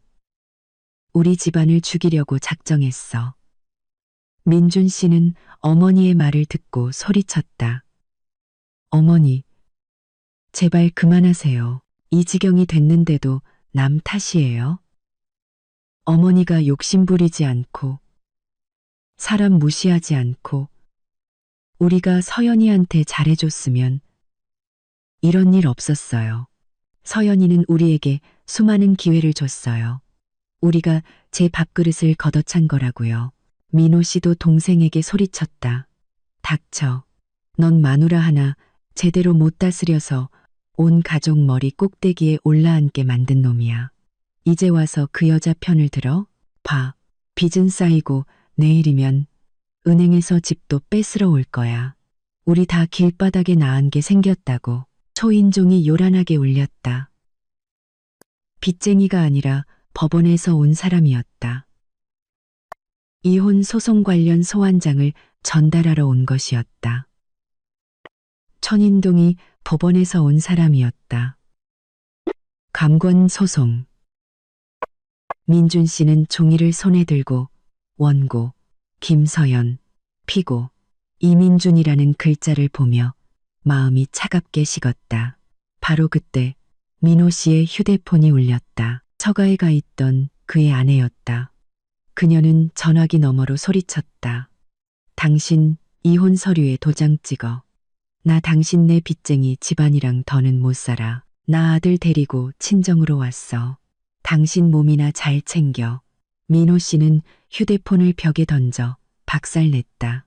그는 주저앉아 어린아이처럼 통곡했다. 사업은 망했고 아내와 자식은 떠났고 집도 곧 잃게 될 것이다. 서연이 오빠의 징벌은 폭력을 사용하지 않았지만 어떤 매질보다도 더 끔찍하게 그들의 정신과 삶을 파괴했다. 그들은 과거에 다른 사람을 무시했던 모든 말과 행동에 대한 대가를 치르고 있었다. 인과응보는 누구도 피해갈 수 없었고 그것은 무서운 속도로 그들에게 다가오고 있었다. 한때 민준 씨 가족의 마지막 안식처였던 골목 안 작은 집은 이제 끝없는 말다툼의 전쟁터로 변했다. 가난과 빚이 닥치자 그들이 SNS에서 그토록 자랑하던 가족에는 비눗방울처럼 허무하게 사라졌다. 박 여사님은 재산을 잃은 분노의 모든 죄를 아들들에게 돌렸다. 그녀는 민호 씨를 쓸모없는 장남이라며 사업을 제대로 못해 남에게 속았다고 비난했다. 그리고 민준 씨에게는 눈뜬 장님 같은 놈이라며 황금 같은 아내를 놓쳤다고 욕했다. 민호 씨는 아내가 아들과 돈을 가지고 떠난 것에 격분해 어머니에게 대들었다. 어머니, 닥치세요. 매일 서연이 험담하고 우리더러 구박하라고 부추긴 게 누구예요? 이제 와서 누굴 탓해요? 어머니 그 입이 이 집안을 망친 거라고요. 눈앞의 이익에 눈이 멀어 사람 무시하더니 이제 속이 시원하세요? 두 모자는 서로에게 고함을 지르며 한치의 양보도 없이 싸웠다. 민준 씨가 말리려 했지만 둘 모두 그를 밀쳐냈. 설상가상으로 평소 박 여사님에게 아첨하며 얻어먹을 것을 챙기던 먼 친척인 칠촌 이모가 찾아왔다. 하지만 안부를 묻기 위해서가 아니라 박 여사님에게 맡겨두었던 금을 돌려받기 위해서였다. 칠촌 이모는 허리에 손을 얹고 서서 날카로운 목소리로 금세 돈을 당장 내놓으라고 소리쳤다. 언니네 집 망했다는 소문이 파다해. 당장 내 돈 내놔. 안 그러면 사기죄로 경찰에 신고할 거야. 박 여사님은 울상이 되어 애원했다. 아우님, 며칠만 기다려줘. 지금 내가 돈이 어디 있어. 가게도 뺏기고 집도 곧 넘어갈 판인데. 칠촌 이모는 소리를 지르며 박 여사님의 머리채를 잡고 흔들었다. 난 몰라. 몸을 팔든 콩팥을 팔든 내 돈 갚아. 예전에는 며느리가 부자라서 집도 크고 잘 산다고 자랑하더니 이제 와서 내 피 같은 돈을 떼먹으려고 해? 거실은 아수라장이 되었다. 민준 씨와 민호 씨가 겨우 두 여자를 떼어놓았다. 칠촌 이모는 악담을 퍼부으며 돌아갔고 조폭을 데리고 다시 오겠다고 협박했다. 칠촌 이모가 떠난 후 집은 엉망이 되었다. 깨진 그릇이 널려 있었고 박 여사님은 구석에서 흐느끼고 있었다. 민호 씨는 담배 연기를 뿜어내며 앉아 있었다. 민준 씨는 그 처참한 광경을 보며 극심한 비참함을 느꼈다. 이것이 그들이 자랑하던 모범 가정의 실체란 말인가? 돈이 있을 때는 서로를 하늘처럼 떠받들더니 어려움이 닥치자 인정사정 없이 서로를 물어뜯었다. 민준 씨는 그들 가족의 유대감이 허영과 물질 위에 세워졌음을 깨달았다. 그것들이 사라지자 각자의 이기적인 본성이 드러난 것이다. 그는 서연이가 있을 때의 평화롭고 소박했던 분위기를 그리워했다. 소박하지만 따뜻했던 식사, 아내의 다정한 안부 인사, 하지만 모든 것이 너무 늦었다. 철문이 다시 한번 열렸다.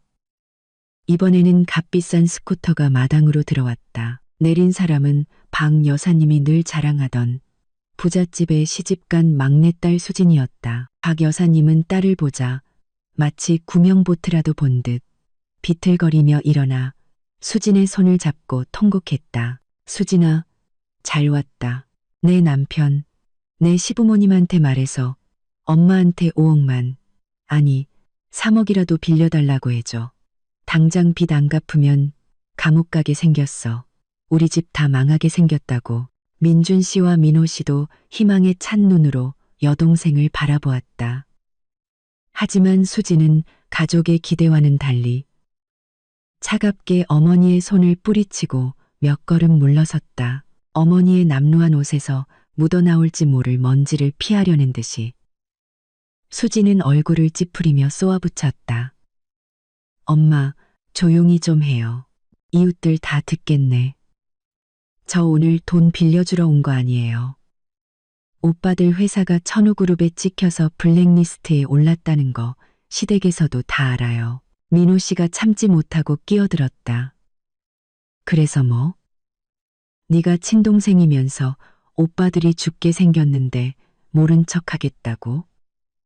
네 시댁은 돈이 썩어 넘치잖아. 푼돈 좀 써서 오빠랑 엄마 좀 살려주는 게 뭐 그리 대수야. 수지는 큰오빠를 돌아보았다. 그 눈빛은 예전의 박 여사님처럼 날카로웠다. 오빠, 피는 물보다 진하다는 말은 이제 그만해요. 시댁 돈은 피땀 흘려번 돈이지. 오빠들 밑 빠진 독에 부으라고 있는 돈이 아니에요.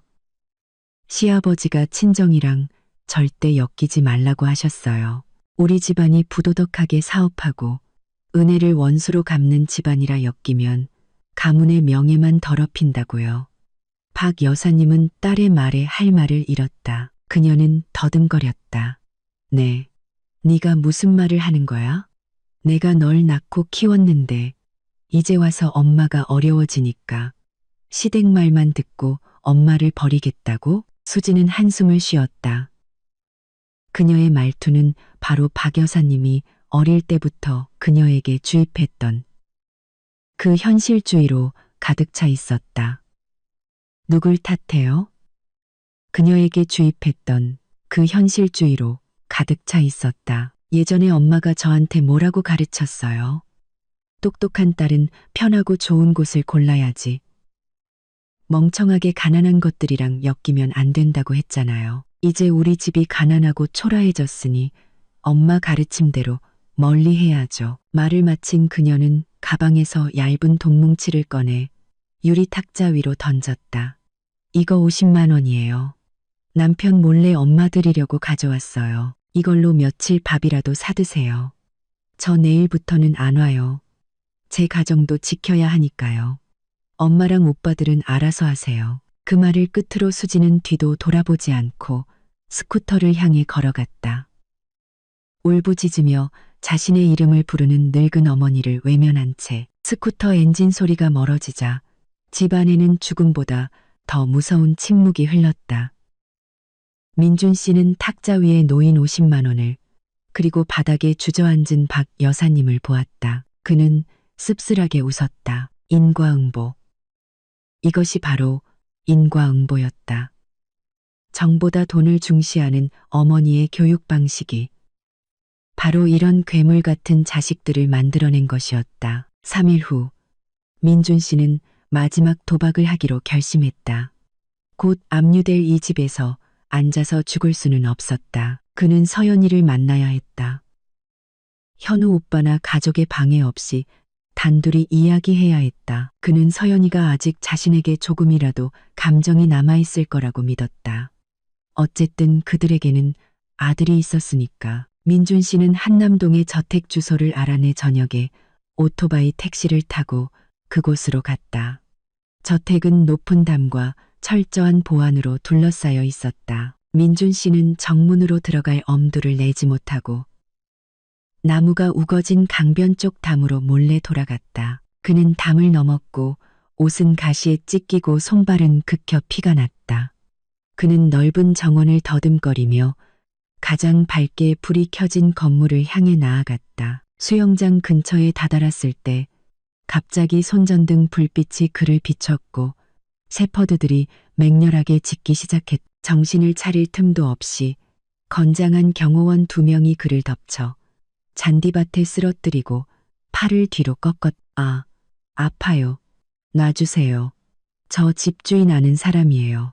정원의 조명이 환하게 켜지고 현우 오빠와 서연이가 유리문에서 걸어 나왔다. 서연이는 고급 실크, 잠옷 위에 얇은 가운을 걸치고 와인잔을 든 채 침입자를 평온한 얼굴로 쳐다보고 있었다. 현우 오빠는 땅에 짓눌린 민준 씨를 보며 혀를 찼다. 간도 크군. 주거 침입이 몇 년형인 줄은 아나? 민준 씨는 서연이를 올려다보며 애절하게 애원했다. 서연아, 나 나쁜 뜻으로 온 거 아니야. 그냥 너 보고 싶어서 왔어. 우리 준수 좀 보고 싶어서. 제발 나랑 얘기할 기회 한 번만 줘. 서연이는 경호원들에게 민준 씨를 일으키되 팔은 계속 잡고 있으라고 신호를 보냈다.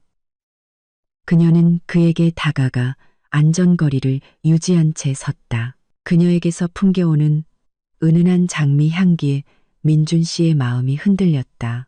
서연이는 차가운 목소리로 말했다. 아들을 보고 싶다고? 지난 3년간 아이가 아플 때 당신은 어디 있었지? 손님 접대하러 술 마시러 다니면서 우리 모자를 내버려뒀잖아. 이제 모든 걸 잃으니까 아들이 있다는 게 생각났나? 당신의 부성애는 참 값싸네. 민준 씨는 고개를 숙였다. 눈물이 뚝뚝 떨어졌다. 그는 작은 목소리로 고백했다. 내가 잘못했어. 서연아, 정말 후회해. 날 때리든 욕하든 다 괜찮아. 제발 날 버리지만 마. 나 변할게. 처음부터 다시 시작할게. 내 말 다 들을게. 서연이는 고개를 저으며 옅은 미소를 지었. 너무 늦었어, 민준 씨. 엎질러진 물은 다시 담을 수 없어. 난 당신이 변하길 바랐지만 당신은 매일같이 그 희망을 죽였어. 당신은 내 집이 작다고 비웃었지. 이제 당신에게 어울리는 더 큰 집을 가진 여자를 찾아갈 자유를 줄게. 그녀는 현우 오빠를 향해 나지막이 말했다. 오빠, 저 사람 보내줘. 우리 손 더럽히지 말자. 내 아들 아버지가 전과자가 되는 건 원치 않아. 현우 오빠는 고개를 끄덕이고 경호원들에게 민준 씨를 대문 밖으로 끌어내라고 명령했다. 끌려나가기 전 민준 씨는 서연이가 마지막으로 던지는 말을 들었다. 이혼 서류는 이미 법원에 제출했어. 당신도 서명해서 마지막 남은 자존심이라도 지켜. 앞으로 다시는 우리 모자 앞에 나타나지 마. 우리는 이제 사는 세상이 다른 사람들이니까. 철문이 민준 씨 앞에서 차갑고 무자비하게 쾅 닫혔다. 그는 칠흑 같은 어둠 속에 홀로 서서 멀리 보이는 화려한 성을 바라보았다. 그는 자신을 가장 사랑했던 여자, 인생을 바꿀 기회, 그리고 자기 자신마저 영원히 잃어버렸다. 민준 씨는 무거운 발걸음을 돌렸다. 그의 외로운 그림자가 텅 빈 길 위에 길게 늘어졌다. 이혼 조정 기일은 한 달 후에 열렸다. 저는 그룹 최고의 변호사와 함께 당당하게 법정으로 들어섰다. 맞은편에는 눈에 띄게 수척해지고 덥수룩한 수염에 퀭한 눈을 한 민준 씨가 앉아 있었다. 판사가 민준 씨에게 이혼에 동의하냐고 물었다. 민준 씨는 절박한 눈빛으로 저를 쳐다보았지만 제 변호사가 책상 위에 올려놓은 두꺼운 서류 뭉치를 보고는 더 이상 버틸 수 없다는 것을 깨달았다. 그것은 그가 아내와 아이를 방치했다는 증거, 막대한 빚, 그리고 경제적 무능력을 증명하는 자료들이었다. 만약 그가 버틴다면 오빠가 파놓은 법적인 함정에 더 깊이 빠질 뿐이었다. 민준 씨는 힘없이 고개를 끄덕이며 갈라진 목소리로 말했다. 동의합니다. 양육권 문제가 나오자 뒷좌석에 앉아있던 박 여사님이 갑자기 벌떡 일어나 소리쳤다. 우리 준수는 우리 이씨 가문의 귀한 장손이에요. 절대 못 줘요. 제 변호사가 침착하게 일어섰다. 그는 법정에서 명확하게 설명했다. 현재 이민준 씨는 안정적인 직업도 거주지도 없으며 막대한 부채를 지고 있습니다. 반면 제 의뢰인인 김서연 씨는 아이의 성장에 필요한 최상의 경제적 능력과 환경을 갖추고 있습니다. 또한 지난 3년간 아이의 양육은 전적으로 김서연 씨가 도맡아 왔습니다. 판사는 의사봉을 두드렸고 최종 판결은 신속하게 내려졌다. 제가 준수의 완전한 양육권을 갖게 되었다. 민준 씨는 제 동의하에 아이의 생활에 지장을 주지 않는 선에서 면접 교섭권을 가질 수 있었다. 저는 법정에서 민준 씨에게 양육비를 한 푼도 받지 않겠다고 선언했다. 박 여사님은 판결을 듣고 그 자리에서 기절했고 사람들에게 부축되어 밖으로 실려나갔다. 민준 씨는 이혼 서류에 서명했다. 그의 손은 펜을 떨어뜨릴 정도로 떨렸다. 그의 서명은 마치 지금 그의 인생처럼 비뚤어져 있었고 그와 그의 가족이 쌓아 올린 계산적인 결혼 생활에 종지부를 찍었다. 법정을 나서자 눈부신 햇살이 저를 비췄다. 저는 자유로운 공기를 깊게 들이마셨다.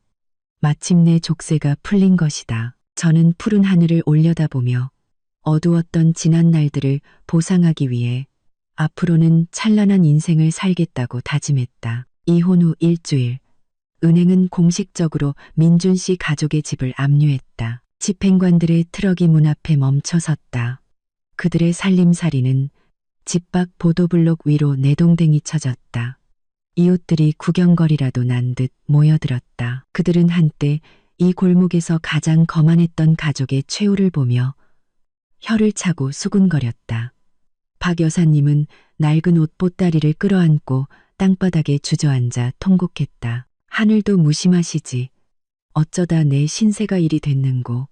하지만 아무도 그녀를 동정하지 않았다. 사람들은 그녀가 다른 사람들을 가난하다고 비웃던 거만한 얼굴을 기억했다. 이제 눈앞에 펼쳐진 인과응보를 보며 모두가 당연한 결과라고 생각했다. 민호 씨는 사채업자들이 두려워 이미 종적을 감춘 뒤였다.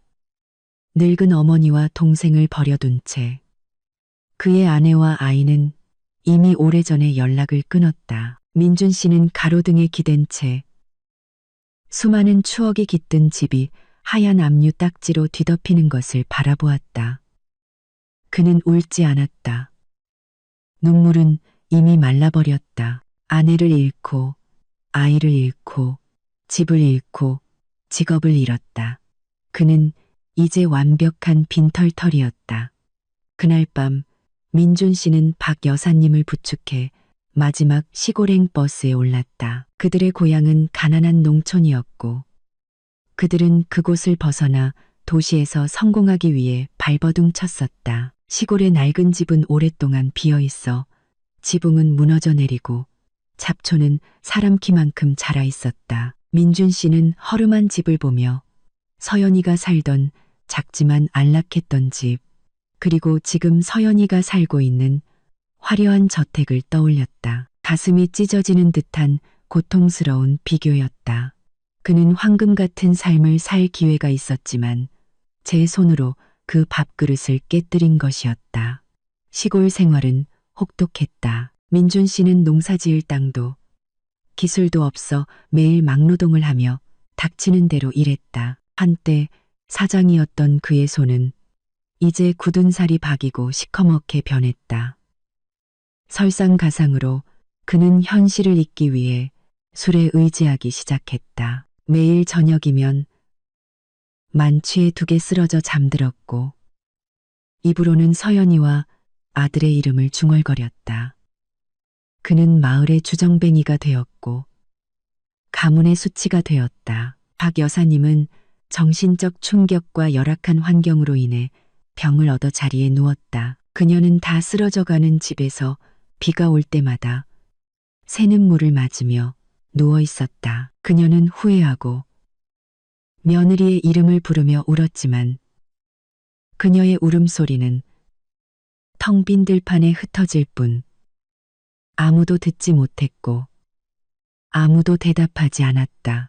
내가 천우그룹 회장의 딸이며 그룹 경영에 복귀했다는 소식은 빠르게 퍼져나갔다. 예전에 박 여사님을 따라 나를 험담하던 시댁의 먼 친척들은 순식간에 태도를 바꿨다. 박 여사님에게 빚독촉을 하며 욕설을 퍼부었던 칠촌 이모가 가장 먼저 찾아왔다. 그녀는 가장 좋은 옷을 차려입고 과일 바구니를 든 채 천우그룹 정문으로 찾아와 나를 만나게 해달라고 애원했다. 그녀는 경비원에게 조카 며느리를 잠깐만 만나게 해달라고 빌었다. 내가 걔 남편의 친이모예요. 예전에 내가 걔를 제일 예뻐했지. 성공했다는 소식 듣고 축하해 주러 왔어요. 내가 만나주지 않는다는 통보를 받고도 칠촌 이모는 뻔뻔하게 하루 종일 기다렸다. 내 차가 나오자 그녀는 차 앞으로 뛰어들어 울며 불며 매달렸다. 서연아, 나야, 칠촌 이모. 네가 성공했다고 친척들 잊으면 안 되지. 내 아들이 지금 백수인데 회사의 경비원이나 청소부 자리라도 하나 알아봐주면 안 될까? 평생 은혜는 안 잊을게. 나는 차창을 내리고 내 앞에서 연극을 하고 있는 여자를 쳐다보았다. 예전에 바로 이 여자가 내 옷이 시장표라며 비웃고 내 얼굴은 남편 복 없는 관상이라고 험담했던 것을 똑똑히 기억했다. 나는 부드럽게 미소 지었지만 눈빛은 차가웠다. 이모님, 제 기억이 맞다면 이모님은 저희 집이 거렁뱅이 집안이라 엮이면 재수 없다고 하셨는데요. 저희 회사는 능력과 인성을 보고 직원을 뽑지 친인척이라고 뽑지는 않습니다. 특히 손바닥 뒤집듯 태도를 바꾸는 사람은 더더욱요. 돌아가세요. 보안팀을 부르게 하지 마시고요. 칠촌 이모는 전곡을 찔리자 창피함에 얼굴이 빨개져서 구경꾼들의 비웃음 속에서 조용히 사라졌다. 칠촌 이모뿐만 아니라 다른 많은 친척들도 연락을 해와 돈을 빌려달라, 일자리를 알아봐 달라며 부탁해왔다. 하지만 모두에게 돌아간 것은 침묵 혹은 정중하지만 단호한 거절뿐이었다. 나는 뼈아픈 교훈을 얻었다. 잘못된 곳에 베푸는 친절은 악인에게 이용당할 기회를 줄 뿐이라는 것을. 나는 그 가식적인 사람들에게 돈을 주느니 차라리 진짜 어려운 사람들을 위해 자선 활동에 돈을 쓰는 것이 낫다고 생각했다. 나는 진정으로 성장했다. 나는 이제 흙탕물에서 고기를 잡으려는 자들로부터 나 자신과 나의 가치를 지키는 법을 알게 되었다. 3년이라는 시간이 눈 깜짝할 사이에 흘렀다. 나는 이제 더 이상 예전의 소심한 서연이가 아니었다. 나는 천우그룹의 유능한 부회장이자 재계에서 존경과 부러움을 한 몸에 받는 여성이 되었다. 매일 아침 나는 강변 저택의 햇살 가득한 방에서 눈을 뜬다. 부모님, 현우 오빠와 함께 아침 식사를 하며 세계 경제 동향과 새로운 프로젝트에 대해 토론한다. 우리 집은 늘 웃음과 서로에 대한 존중으로 가득하다. 준수는 이제 6살이 되었다. 똑똑하고 활발하며 현우 오빠를 쏙 빼닮았다. 아이는 시내 최고의 국제학교에 다니며 승마, 골프 같은 고급 스포츠를 배운다. 현우 오빠는 조카를 끔찍이 아껴서 어딜 가든 데리고 다니며 이 아이가 우리 가문의 미래 후계자라고 자랑한다. 나는 불타는 열정으로 일에 매진했다. 고급 리조트 부동산 프로젝트를 직접 지휘하며 그룹에 막대한 이익을 안겨주었다. 나는 사람들에게 내가 이 자리에 앉은 것이 회장 딸이기 때문이 아니라 진짜 재능과 실력이 있기 때문임을 증명했다. 일 외에도 나는 따뜻한 둥지라는 이름의 자선재단에 많은 시간을 쏟았다. 재단은 어려운 환경의 여성들, 가정폭력에 시달리는 미혼모들을 지원하여 그들이 자립할 수 있도록 돕는다. 나는 다른 여성들이 과거의 나처럼 절망적인 상황에 빠지지 않도록 돕고 싶었다. 내가 도와준 여성들의 미소를 볼 때마다 내 마음은 따뜻해졌다. 아픈 과거는 멀어졌고 매일 더 나은 삶을 살게 하는 원동력만 남았다. 나는 여자의 가장 큰 행복이 부자 남편을 만나는 것이 아니라 스스로 자기 인생의 주인이 되고 스스로가 재벌이 되는 것임을 깨달았다. 나는 천우타워 가장 높은 층의 발코니에 서서 반짝이는 도시의 야경을 내려다보았다. 시원한 밤바람이 내 머리카락을 흩날렸다. 레드와인 한 모금을 마시며 평온함과 만족감을 느꼈다. 나는 내 영혼 속의 귀한 보석을 되찾았다. 편견과 무시라는 거친 돌 속에 묻혀있던 그 보석을 말이다. 어느 연말 오후 나는 회사 자선단체와 함께 도시 외곽의 가난한 동네를 찾아가 노숙인들에게 연말 선물을 나눠주고 있었다. 날씨는 쌀쌀했고 거리에는 새해를 알리는 장식들이 반짝였다. 나는 흰 셔츠와 검은 바지에 소박한 차림으로 사람들에게 쌀과 라면, 떡 같은 선물을 직접 나눠주었다. 사람들은 내 주위에 모여 연신 고맙다고 인사했. 그때 근처 쓰레기장에서 플라스틱 병과 폐지를 줍고 있는 초라한 사람의 모습이 눈에 들어왔다. 허리는 구부정했고 하얗게 센 머리는 헝클어져 있었으며 옷은 더럽고 찢어져 있었다. 어딘가 익숙한 모습에 가슴이 철렁했다. 나는 가까이 다가갔다. 그 여자는 자기 앞을 가로막는 그림자를 보고 고개를 들었다. 흐릿하고 늙은 눈이 내 눈과 마주쳤다. 그녀는 경악했고 떨리는 손에서 포대자루를 땅에 떨어뜨렸다. 박 여사님이었다. 불과 3년 만에 그녀는 내가 거의 알아보지 못할 정도로 늙고 초라해져 있었다. 주름진 얼굴에는 예전의 거만함은 찾아볼 수 없었. 그녀는 나를 보고 이내 자신의 행색을 깨닫고는 창피한 듯 고개를 숙이고 돌아서려 했다. 나는 나지막이 불렀다. 어머님. 그녀는 그 자리에 멈춰 섰고 앙상한 어깨가 가늘게 떨렸다. 그녀는 돌아섰고 더러운 뺨 위로 눈물이 흘러내렸다. 그녀는 더듬거리며 말했다. 서연 아가씨.